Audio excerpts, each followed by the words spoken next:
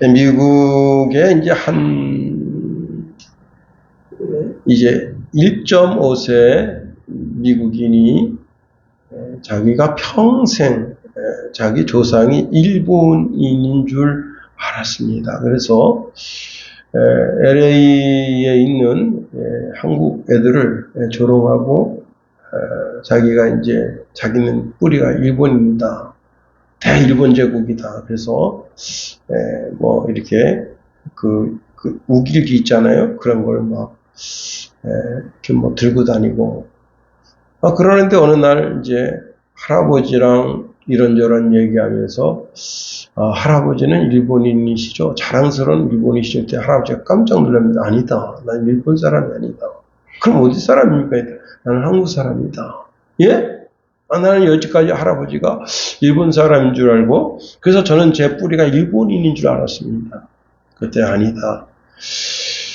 1923년 일본 대지진 때 일본인들이 한국인들을 무차별로 사살하니까 그때 자기는 무용수였었는데 일본인 틈으로 숨어들고 일본인 행세를 하게 되고, 그리고 잠잠해지게 되면서 무용수로 성공해서 그리고 미국으로 와서 미국에서 정착해 살았는데, 일본인으로 숨어 살다 보니까 자기도 모르게 한국인 그 조국을 버리게 되고 일본인처럼 그렇게 살아왔던 겁니다. 그래서 손자가 할아버지 이름을 물었어요. 할아버지 이름이 무엇입니까? 그랬더니 박영인이라 했습니다. 난 일본인이 아니라 한국인이다. 그러면서 그 할아버지가 이렇게 묻습니다. 너 김치 먹어볼 수 있겠니? 그랬더니 이 아들이, 이 손자죠. 손자가 그럼 한번 노력해 보겠습니다. 자기가 일본인인 줄 알고, 자기 뿌리가 일본인인 줄 알고 일본인 음식을 엄청 많이 먹고 일본인 음식에 대해 매료되어 있었는데, 이제 자기가 한국 음식을 먹고 한국 음식을 배워보겠다 하는 겁니다. 여러분, 우리가 뿌리가, 영적인 뿌리가 어딘지 분명해야 됩니다. 하나님이 나의 아버지가 되시는데 나의 영적 뿌리가 마귀인 줄 알고 마씨를 쫓아가는 어리석음이 있으면 안 된다는 겁니다. 오늘 본문의 사도 바울은 이렇게 말씀하네요. 하나님을 모르는 이방인같이 세욕을 따르지 말아라. 넌 이방인이 아니야. 넌 천국인이야. 하나님의 자녀야. 이렇게 말하고 있는 겁니다. 우리는 예수 그리스도의 보혈로 구원을 받았습니다. 예수님께서 당신의 핏값을 주고 우리를 사셨습니다. 우리를 샀으니 우리는 주의 것이다. 주의 종이 된 것입니다. 그런데 그리스도께서는 우리를 하나님께 드렸습니다. 드렸더니 하나님은 우리를 하나님의 자녀로 만들어 주셨다는 겁니다. 그래서 우리가 하나님을 아빠, 아버지라 부르게 된 겁니다. 여기서 중요한 것은 우리를 그리스도의 피로 자유롭게 해주셨다는 거예요. 죄 용서를 해주셨다는 겁니다. 우리는 당연히 그리스도 예수 안에 있어야 하고, 하나님이 내 영의 아버지가 되셨으니 이제는 어떻게 해요? 하나님 아버지를 기쁘시게 해드리는 사람이 되어야 하는 겁니다. 우리는 하나님을 기쁘시게 할 수 있도록 행동하고, 하나님이 기뻐하시는 것이 무엇인가 찾아야 되고 또 연구해야 되는 거예요. 내가 이 일을 하면 하나님 기뻐하시겠는가 하고, 하나님이 기뻐하시는 일이라면 그 일을 통해서 하나님께 영광 올려드리도록 전심전력을 다해야 하는 겁니다. 더 나아가 우리는 예수님이 주신 명령을 쫓아 행동해야 합니다. 왜? 우리는 하나님의 자녀인과 동시에 예수 그리스도의 종이다. 하나님께서는 예수님과 나를 형제처럼 대우해 주시지만 늘 우리는 예수님이 당신께서 그 십자가의 피로 우리를 구속해 주신 것을 감사하고, 내가 종되었던 그런 신분에서 하나님의 자녀가 되었지만 늘 겸손히 예수님을 섬기는 그런 심령으로 살아야 됩니다. 그런데 예수님께서 우리에게 주시는 명령은 아주 무거운 것이 아닙니다. 아주 가벼운 것이에요. 서로 사랑하라 하는 겁니다. 그 사랑이 부부 사이, 자녀 사이, 부모 사이, 그 담을 넘어서 이웃을 사랑하고 나그네를 사랑하고 또 교도소에 있는 자들을 사랑하고 위해서 기도하고 때로는 질고와 질병으로 병원에 있는 자들을 찾아가서 위로하고 지구촌의 다른 민족이라도 우리가 우리의 사랑이 미치도록 노력해야 한다는 겁니다. 먼저는 우리가 하나님을 기쁘시게 하기 위해서 하나님의 뜻을 알아야 합니다. 하나님이 내 삶에 요구하시는 뜻이 무엇인가 하면 거룩이다 하는 겁니다. 하나님이 거룩하시니 우리도 거룩하라. 하나님께서 친히 말씀하셨습니다. 그러기 위해서는 우리가 오늘 이제 이 데살로니가 전서 4장을 통해서는 바울이 요구하는 것이 음란을 버릴 때 우리가 거룩해진다 하는 겁니다. 음란이라고 하는 것은 성적으로 일어나는 모든 죄악을 말하는데, 자, 그리고 내가 정말 음란을 버리기 위해서는 어떻게 되느냐? 내 아내를 가장 거룩하고 존귀한 존재인 줄 알고 사랑으로 대할 줄 알아야 되는 겁니다. 그래서 부부가 한 몸을 이루고 이제는 부부가 거룩한 공동체를 이루고 더 나아가 그렇게 거룩한 공동체가 자꾸 교회 안에 모여서 소그룹을 이루고 소그룹의 공동체가 자꾸 모여서 거룩한 큰 메가 공동체를 이룰 수 있도록 해야 하는 겁니다. 그러기 위해서 오늘 본문에 말씀해 보니까 5절 6절에 하나님을 모르는 이방인과 같이 세욕을 따르지 말고 이 일의 분수를 넘어서 형제를 해하지 말라. 이는 우리가 너희에게 미리 말하고 증언한 것과 같이 이 모든 일에 주께서 신원하여 주심이라 말씀하십니다. 자, 우리의 거룩이, 우리의 존귀 여김이 이제는 부부 사이를 넘어서 어떻게 해요? 다른 공동체의 영향, 작은 소그룹 공동체에도 영향력을 끼칠 수 있어야 되고, 더 나아가 우리 효자동, 그리고 더 나아가 우리 춘천시, 더 나아가 우리 대한민국, 그리고 전 세계까지 미칠 수 있도록 그렇게 해야 한다는 겁니다. 우리가 오늘 본문에 있는 말씀을 통해서 한번 세 가지로 생각해 보려고 하는 겁니다. 자, 우리가 거룩한 공동체의 거룩, 공동체의 존귀함을 이루기 위해서는 먼저는 세욕을 따르지 말라 말씀하고 있네요. 여기 따르다라고 하는 말은요, 자신이 갈 곳을 제시하고 자신이 따라가야 할 대상을 정하고는 그 뒤를 따라가는 것이라고 네이버 사전에 정의하고 있습니다. 자, 우리는 그리스도인이란 말이에요. 우리는 그리스도인이기 때문에 그리스도를 따라 가야 되는 거예요. 주님도 우리에게 말씀하시기를 나를 따라오라 말씀하시고 계시거든요. 그러니 우리는 주님을 따라가야 되는 거예요. 우리의 삶의 목표는 하나님을 따라 거룩함입니다. 우리가 거룩하여 지기 위해서는, 존귀하게 되기 위해서는 적극적인 삶의 태도를 취해야 되는데, 그것이 뭐냐면 나 자신이 하나님의 사랑에, 하나님의 말씀에 사로잡혀 있어서 영도, 마음도, 육도 하나님의 말씀이 나를 통제하는 삶을 살아야 된다는 겁니다. 그러기 위해서는 어떻게 해야 되느냐? 소극적으로는 세상의 색욕, 정욕에 사로잡히면 안 된다는 겁니다. 우리가 지난 시간에도 살펴보았지만은 색욕에 의해서 하나님의 뜻을 그르친 인간들이 많습니다. 구약 성경에. 그 대표적인 인물 중에 한 인물이 바로 다윗도 되는 거예요. 또 삼손도 되는 거예요. 또 여러분 다윗의 아들들 가운데도 그만 사랑하지 말아야 할 대상을 사랑하게 되면서 결국은 이를 그르치는 인간이 있었던 것을 우리가 알아야 됩니다.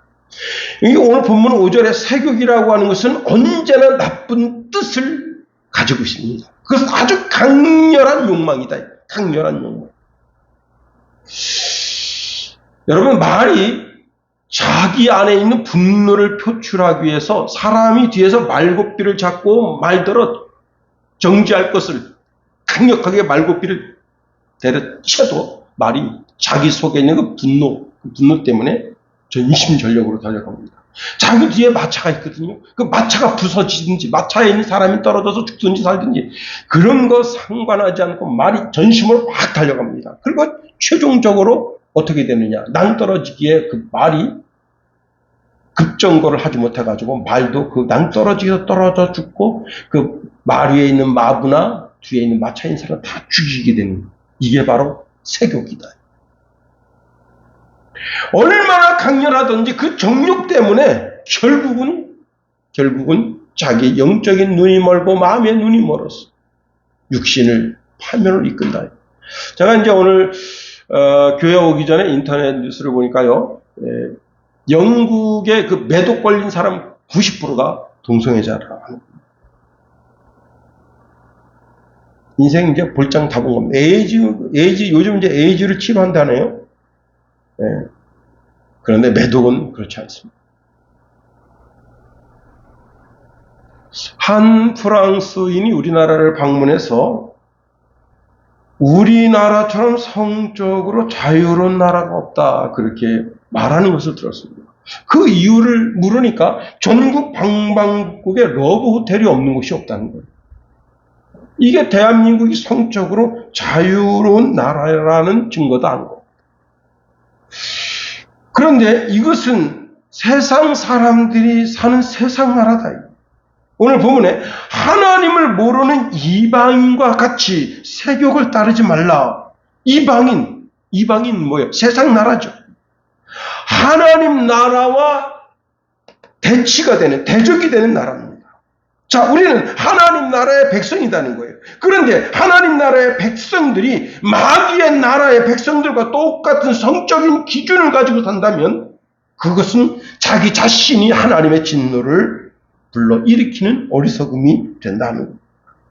그래서 오늘 본문에 이방인은 그냥 이방인이라고 말하지 않냐고 하나님을 모르는 이방인이라고 말하는 것을 우리가 주목해 봐야 하는 겁니다. 하나님을 모르는 이방인, 즉 자신의 마음의 정욕이 자기 자신을 이끌고 가는 사람이라는 겁니다.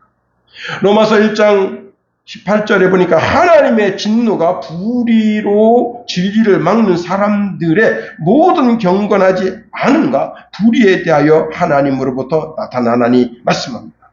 이들은 특징이 무엇인가 하면 불의를 가지고 진리를 막는다는 겁니다. 이들의 추구는 불경건, 불의. 자, 저들 마음 깊은 곳에서는요, 지식과 지혜가 무엇을 추구하는가 하면 근본적으로 하나님을 그 마음에 두기를 싫어한다.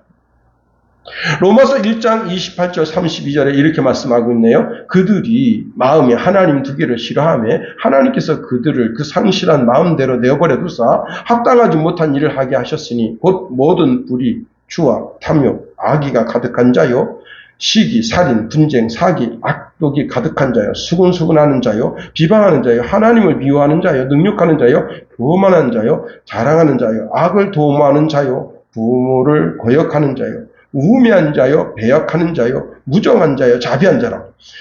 그들이 이 같은 일을 행하는 자는 사형에 해당한다고 하나님께서 정하심을 알고도 자기들만 행할 뿐 아니라 또한 그런 일을 행하는 자들을 옳다 하느니라. 예. 어떤 사람들이라고요? 육신의 정욕이 자기를 이끌고 가는 사람의 삶인 거예요. 그래서 이들이 성적으로 어떻게 하느냐? 순리대로 사는 것을 거부하는 겁니다. 자신이 악한 욕심에 던져서서 욕심이 자기를 끌고 가는데 그걸 기뻐하는 거예요. 그래서 하나님이 그들이 그 정욕대로 살도록 그냥 내버려뒀다는 거예요. 그랬더니 여러분, 몸을 욕되게 하고 피조물을 자신들의 신이라고 예비하고 하나님이 가장 싫어하는 일들만 골라서 한다. 우리나라 국회의원 중에 3분의 2가 기독교인입니다. 그런데 잘 들으세요.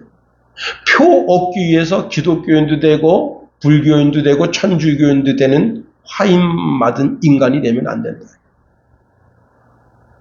왜? 국회의원이 자기 자신의 목표가 돼서 종교도 이용하고 하나님도 이용하고 예수님도 이용하는 거예요. 자신의 정욕대로 끌고 가니까 뭐가 되는 거예요? 동성애가 된 거예요. 이제는 동성애를 넘어서 다성애로 가고자 하는 거예요. 그래서 어떤 인간이 나는 말하고 결혼하고 싶다. 나는 개하고 결혼하고 싶다. 근데 개가 오래 못 살아요. 걔는 수명이 14년, 많이 살아야 18년 살아요. 응? 죽으면 자기도 같이 죽을 건가? 여러분, 정욕이 이끄는 삶을 통해서 하나님께서 이 세상을 물로 심판하실 때 왜 물로 심판했는가 하면 거룩성이 없어진 거예요. 소돔성을 왜 심판했는지를 기억해야 되는 겁니다. 정욕이 이끌고 가는 삶에 대한 하나님의 심판이다 하는 겁니다. 자, 두 번째로 공동체의 거룩함, 공동체의 존귀함을 이루기 위해서는 형제를 해하면 안 된다 하는 겁니다. 오늘 본문의 형제에 대해서 말씀합니다. 자, 형제를 해롭게 하지 말라는 거예요. 다시 말하면 형제의 물건을 착취해도 안 된다. 한 여성이 이제 식당에서 우산을 바꿔갔습니다. 그런데 요즘은 CCTV가 잘 발달되어 있어서 그 손님을 추적을 해보니까 아파트에 사는 분이에요. 그래서 이제 최종적으로 이 우산 하나 때문에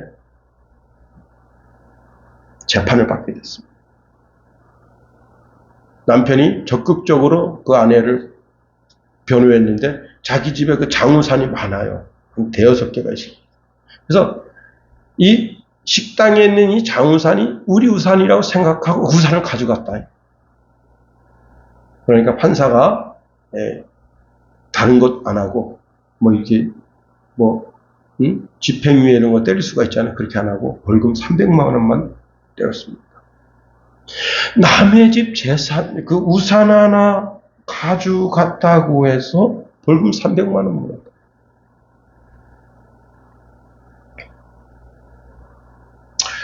외국 방송국에서 우리나라 그 국민의 그 도덕성에 대한 검증을 하기 위해서 태블릿 있잖아요. 태블릿. 고급 태블릿 100개에 이제 넣고 그 다음에 위에다 꽃다발 넣고 전체에다 100개를 뿌렸대요. 그런데 그 안에는 전부 GPS가 달려 있습니다. GPS가 같이 넣어놓은 거예요. 사람들이 그 가방을 보고 다 가져갑니다. 근데 놀라운 일이 생겼습니다. 이 가방이 전부 한 군데 모여 있는 거예요. 어디 있냐? 유실물 분실센터에 다 가는 거예요. 몇 개가 있냐? 100개 중에 여러분 94개가 전철에 끝까지 남아있는 것은 6개가 남아있었고 94개를 가져갔는데 94개 중에 87개가 유실물센터에 들어와 있고 6개만 살아있다. 근데 6개 사라진 것도 찾으려면 찾을 수 있습니다.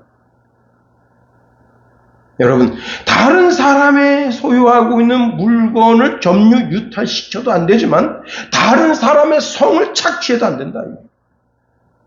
6절에 이렇게 말씀하고 있습니다. 이 일에 분수를 넘어서 형제를 해하지 말라. 예, 성적인 문제가 발생하는 것은 멀리 있는 사람에게서 일어나는 게 아니라는 거예요. 같이 있는 사람, 나와 늘 함께하는 사람에게서 이 성적인 문제가 일어나는 거예요. 나는 춘천 살고 있고 아주 진짜 미스 코리아 진같이 내가 잘 아는 지인이 인천에 살고 있습니다. 성적인 문제가 일어나겠어요? 안 일어납니다. 일어날 수가 없는 거예요. 그런데 늘 같이 한 장소에 있는 사람, 그 사람에게 성적인 문제가 일어나는 겁니다. 여기 우리가 한 가지 살펴본 것은 6절에 이 일에라고 하는 이 일은 상업적인 용어로 장사, 거래한다 그런 말이에요. 그런데 여러분 성적인 일이 늘 공정한 거래로 일어나는 것은 아닙니다. 아주 불공정한 거래로 일어나는 거예요. 즉 성폭행으로 일어나게 된다는 거예요. 여러분 지금 문재인 대통령이 30년 전에 송기현 그 신부 이름으로 집 한 채 사둔 게 지금 문제가 되고 있잖아요. 자기 이름으로 사둔, 그러니까 불법적으로 돈을 받은 거예요. 그 불법적으로 돈 받은 돈 가지고 그 집 제주도에 하나 사놓고 그거를 이제 30년 동안 가지고 있다가 이제 신부가 이제 나이도 들고 이제 죽을 때가 가까우니까 계속 그렇게 있으면 완전히 그 사람께 되잖아요. 그러니까 천주교 재단으로 그 재산이 흘러 들어갈까봐 자기 딸 이름으로 지금 주는 겁니다. 여러분 참 기가 막히죠. 그리고는 그 집에 대해서 여러분 B&B라고 해가지고 이제 숙박업소로다가 숙박업소도 아닌데 숙박업소 거기에다가 이렇게 등록해서 하룻밤 자는데 20만 원에서 30만 원 받고 빌려줬다. 몇 년 동안? 30년 동안. 부정한 거래는요 언제나 문제가 일어나는 겁니다. 결국 돈을 버는 사람도 아닌데 집을 샀다. 여러분 이게 말이 안 되잖아요. 지금 그래서 혹시 이게 특활비가 들어간 게 아닌가? 그것 가지고도 지금 시끌시끌 하잖아요. 7월 5일 뉴스에 60대 점주가 21세 여성 알바에게 보는 사람 없으니까 한 번만 알바비 많이 줄게 하고 강제 성추행 하다가 유사 강간 혐의로 지금 구속 기소됐다는 거예요. 그래서 징역 3년 그리고 여러분 성폭력 치료 프로그램 이수 함께 아동 청소년 장애인 관련 기관에 5년 동안 취업 제한을 했다. 여기 바로 이 일이 그거예요. 부당한 성착취. 더 나아가 오늘 본문에 이 일의 분수를 넘어 말씀하고 있습니다. 자, 하나님이 우리에게 제시하는 삶의 지침이 있는데 그 지침을 깨트리고 그 지침을 깨트리면서 이웃을 기만하면 안 된다는 거예요. 실제로 이 일의 분수를 넘어서라는 말은 선을 넘는다는 거예요. 법을 범한다는 거예요. 하나님이 제시한 규칙, 삶의 규칙, 그것을 우리가 깨트린다는 거예요. 그 다음에 여러분 뒤에 오는 단어가 뭐냐면 형제라는 단어예요. 형제. 형제에게 내가 가장 가까이 지내는 사람에게 나랑 날마다 말을 섞고 삶의 같은 공간에서 공기를 마시며 사는 그 형제에게 자매에게 어떤 이득을 취하려고 위해를 가는 것 이것이 무엇인가 하면 결혼이라고 하는 하나님이 허락해 주신 결혼이라고 하는 경계선을 벗어넘어서 여러분 그 사람이 미혼이든 기혼이든지 결혼이라는 영역을 벗어나서 일어난 실제적인 범죄를 저지르는 것에 대해 지금 바울이 말하고 있습니다. 이것은 물질이 아닌 성적인 착취, 성추행, 성폭행 이 모든 것을 포함하는 것으로 내 삶에 일어나는 해악. 이게 두 사람의 문제만으로 문제가 끝나는 게 아니고 결국은 그러한 일이 그 공동체 전체를 깨트리는 거예요. 교회도 마찬가지입니다. 교회 안에 이런 일이 있으면 그 교회 공동체가 어떻게 되겠습니까? 그래서 여기 보니까 형제를 해하지 말라 말씀하고 있습니다. 이웃의 아내를 성적인 대상으로 취하지 말라. 그렇게 보게 되면 하나님의 문제가 하나님께서 그 개인을 보는 문제가 그 공동체를 보는 문제가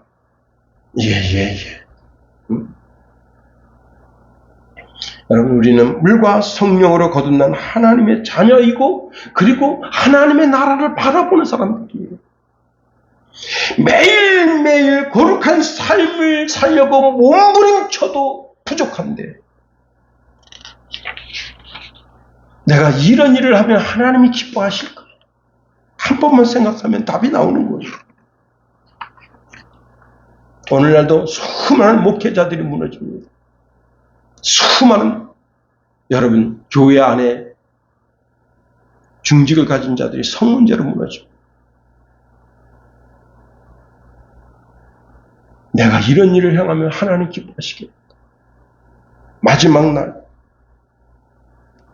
백보자 심판대가 열려서 그 앞에 주님 앞에 나갔습니다. 정말 나는 잊었다고 생각했는데 나는 다 지웠다고 생각했는데 주님께서 내 생각을 새롭게 하시며 그 모든 것을 다 보게 하십니다. 유구무원이라 할 말이 없다. 나 자신 스스로가 부끄러워서 지옥문을 스스로 열고 들어가게 되는 거예요. 어떻게 천국문을 열고 천국문에 들어가겠다고 말할 수 있겠는가? 세 번째로, 자, 공동체나 개인이나 공동체의 거룩함, 개인의 거룩함, 공동체의 존귀함, 개인의 거룩함, 그걸 잃어버리면 하나님의 심판뿐이다 하는 겁니다. 우리의 몸은 하나님의 거룩한 성전이라고 했어요. 여기서 몸이라고 하는 단어를 주의해야 됩니다. 몸 그러면 내 한 사람의 몸이라고 생각하면 큰 오산이에요. 이 몸이라고 하는 것은 지난 시간에 살펴본 것처럼 부부가 같이 함께한 몸. 예. 그 몸이 뭐라 그랬죠? 몸은 성적인 도구로서 남자가 그 자기 아내에 대해 성적인 요구를 취할 수 있어요. 그런데 거기 머무르는 게 그것만이 부부가 아니라요. 부부는 함께 어떻게 거룩을 향해서 나가야 되는 존재다. 고린도전서 3장 16절 17절에 너희가 하나님의 성전인 것과 하나님의 성령이 너희 안에 계시는 것을 알지 못하느냐. 누구든지 하나님의 성전을 더럽히면 하나님이 그 사람을 멸하시리라. 하나님의 성전은 거룩하니 너희도 그러하니라 말씀합니다. 음란은 성령님이 거하시는 성전의 몸을 더럽히는 행위라 하는 거예요. 그러니 우리가 음란을 피해야 할 이유가 여기에 있다는 거예요. 우리는 음란을 버리고 어떻게 거룩함과 존귀함으로 아내를 귀한 줄 알고 아내와 한 몸을 이루어서 거룩을 위해서 하나님의 영광을 위해서 나아가야 하는 존재다 하는 거예요. 자, 더 나아가 우리가 공동체 안에서 음란이 역사하지 못하도록 해야 하는 겁니다. 음란이 공동체를 망가뜨리지 못하도록 공동체의 모든 일원이 거룩한 영적인 목표를 분명히 하고 음란이 그 공동체 안에서 역사하지 못하도록 해야 하는 거예요. 우리가 공동체 안에서 음란을 버리지 못하면 그 음란이 성추행, 성폭력이 되고 더 나아가 동성애, 다성애로 자라게 됩니다. 결국은 하나님의 진노를 일으키는 원인이 된다. 하나님이 노아의 방주 사건을 통해서 인류에게 말씀하시는 바가 무엇이냐 이게. 다시 가정이 무너지고 사회가 무너지고 그 사회를 향하여 하나님이 진노하실 수밖에 없었던 것은 바로 음란의 문제다. 여러분, 소돔성이 왜 무너졌느냐? 바로 음란 때문이에요. 음란 때문에 하나님께서 그 소돔성을 진노하실 수밖에 없었다는 거예요. 출애굽하는 과정 속에서 이스라엘 백성이 24,000명이 왜 죽을 수밖에 없었느냐? 발람 선지자가 놓은 음란의 올무 때문에 모압 여인과 어마어마한 성적인 문란한 성행위를 하게 되므로 공동체가 얼마나 아픔을 겪게 됐냐? 6절 하반절에 이렇게 말씀하고 있네요. 이는 우리가 너희에게 미리 말하고 증언한 것과 같이 이 모든 일에 주께서 신원하여 주십니다. 하나님께서 그 죄악에 대하여 공의를 행사하신다는 거예요. 행악자를 반드시 심판하신다는 거예요. 주님이 이 땅에 강림하셔서 우리의 죄악을 심판하십니다. 고린도전서 4장 5절 이하에 보면 이렇게 말씀하시네요. 그러므로 때가 이르기 전에 곧 주께서 이르시기까지 아무것도 판단하지 말라. 그가 어둠에 감춘 것들을 드러내고 마음의 뜻을 나타내시리라. 그때에 각 사람에게 하나님으로부터 칭찬이 있으리라. 데살로니가 후서 1장 8절 9절에 보니까 하나님을 모르는 자들과 우리 주 예수의 복음에 복종하지 않는 자들에게 형벌을 내리시리니 이러한 자들은 주의 얼굴과 그의 힘의 영광을 떠나 영원한 멸망의 형벌을 받으리라. 주님이 이 땅에 오셨을 때, 재림하셨을 때, 강림하셨을 때, 그때를 우리는 늘 생각해야 돼요. 우리는 이 땅, 내가 내 한평생 길게 살면 80년, 90년 살아요.